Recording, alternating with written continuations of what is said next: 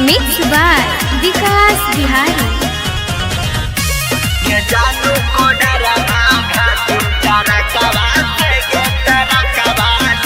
आगे होलो हमर एक्सीडेंट गे करे नहीं भेट गे दुश्मन हो गलियो गे।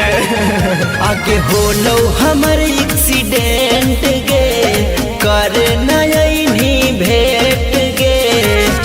डॉक्टर बतैल कऊ छाती में गियरवा गड़ गेलौ ये जानू को डरमा घाटी में टरकवा से गे टरकवा लड़ गेलौ ये जानू को डरमा घाटी में टरकवा से गे टरकवा लड़ गेलौ।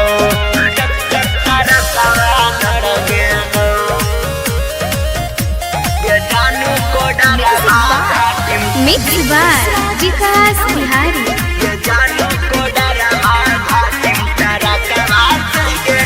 लागो हो छोड़ देबो अब हम गे धरती 5 दिन से ही अब पटना में गे भरती 5 दिन से ही अब जान गे।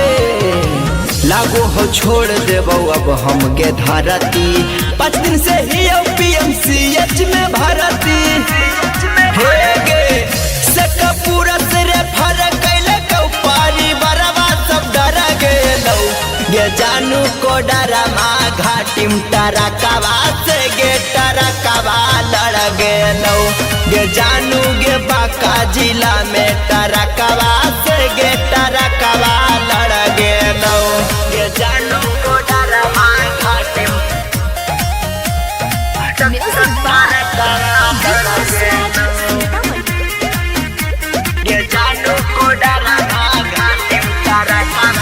ने जाने के करहलियो गड़ल नजर में लुट गेलो दुनिया हमर छाना भर में लुट गेलो दुनिया हमर छाना भर में। ने जाने के करहलियो गड़ल नजर में लुट गेलो दुनिया हमर छाना भर में लुट गेलो विकास बिहारी के जानू विपत्तिया बढ़ गेलो ये जानू को डरमा घाट में टरकवा से गे टरकवा लड़ गेलौ ये जानू गे जमुई जिला में टरकवा से गे टरकवा लड़ गेलौ टक टक टरकवा लड़ गेलौ।